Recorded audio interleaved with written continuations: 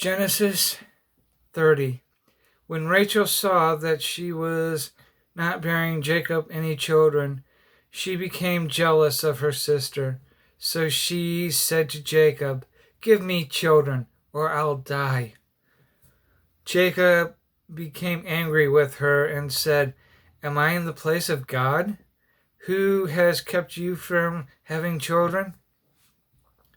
Then she said, "Here is Bilhah, my maidservant. Sleep with her so that she can bear children for me, and that through her I too can build a family."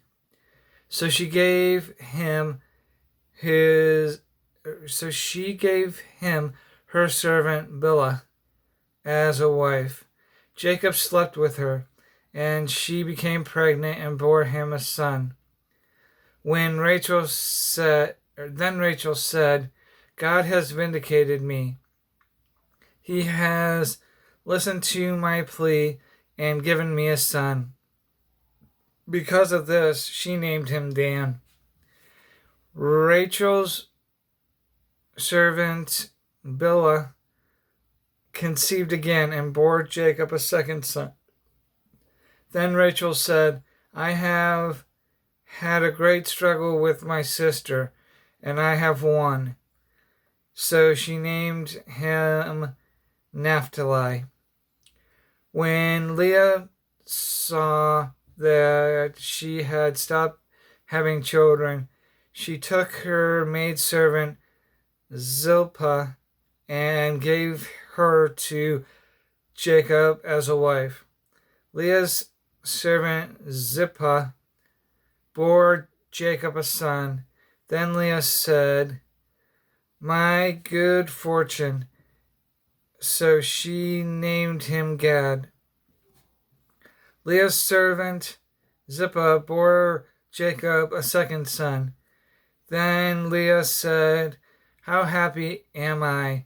The women will call me happy." So she named him Asher. During wheat harvest, Reuben went out into the field and found some mandrake plants, which he brought to his wife Leah, which he brought to his mother Leah. Rachel said to Leah, "Give me some of your son's mandrakes." But she said to her, "Wasn't it enough that you took away my husband? Will you take my son's mandrakes too?" "Very well," Rachel said. "He can sleep with you tonight in return for your son's mandrakes." So when Jacob came in from the field that evening, Leah went out to meet him. "You must sleep with me," she said. "I have hired you with my son's mandrakes." So he slept with her that night. God listened to Leah, and she became pregnant and bore Jacob a fifth son. Then Leah said, "God has rewarded me for giving my maidservant to my husband." So she named him Issachar. Leah conceived again and bore Jacob a sixth son. Then Leah said, "God has presented me with a precious gift. This time my husband will treat me with honor, because I have borne him six sons."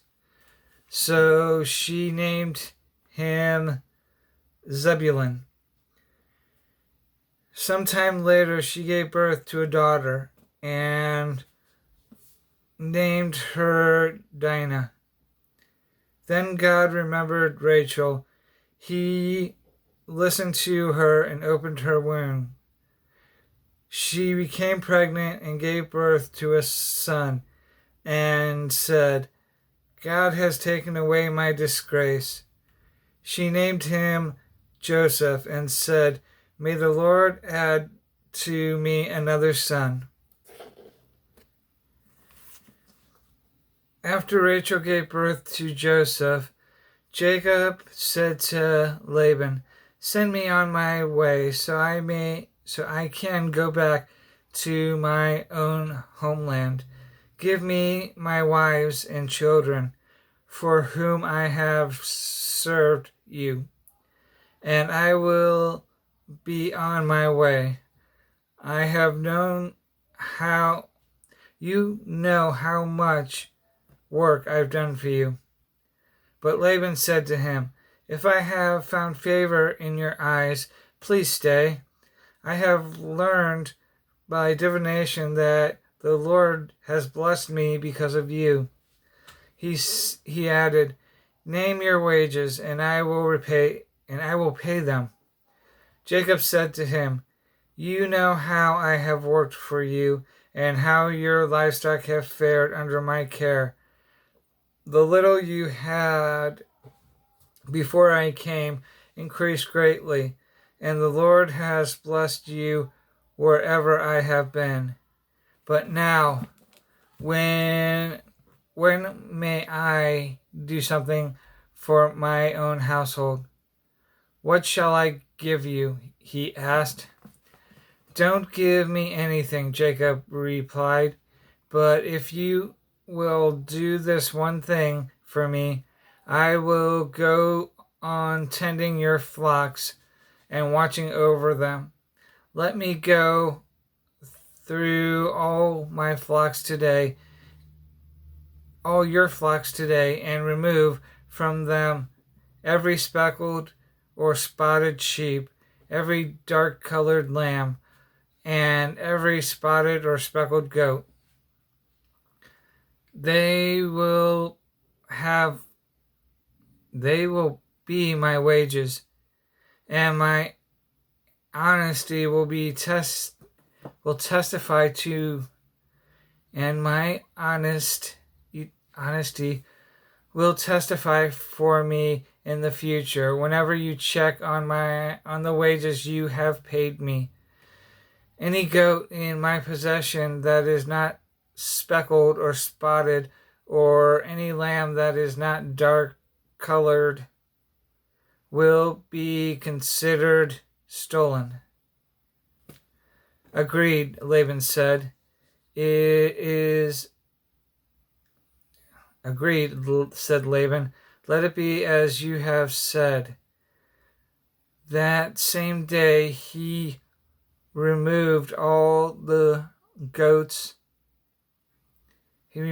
male goats that were streaked and spotted, and all the speckled and spotted female goats, all that had white on them, and all the dark colored lambs. He placed them in the care of his son. Then he put a 3-day journey between himself and Jacob. While Jacob continued to tend the rest of Laban's flock, Jacob, however, took fresh cut branches from poplar, almond, and plane trees, and made white stripes on them by peeling the bark and exposing the white inner wood of the branches. Then he placed the peeled branches in all the watering troughs, so that they would be directly in front of the flocks when they came to drink.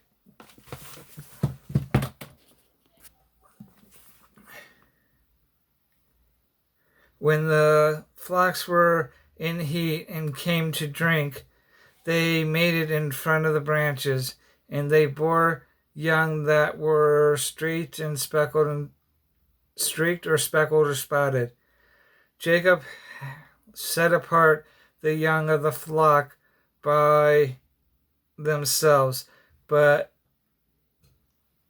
made the rest face the streaked and dark colored animals that belonged to Laban. Thus he made separate flocks for himself and did not put them in Laban's animals.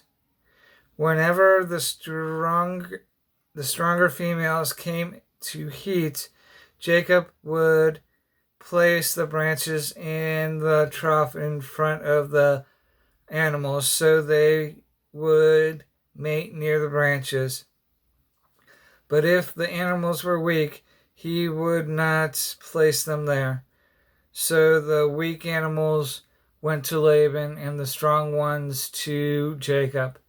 In this way, the man grew exceedingly prosperous and came to own large flocks and maidservants and men servants and camels and donkeys.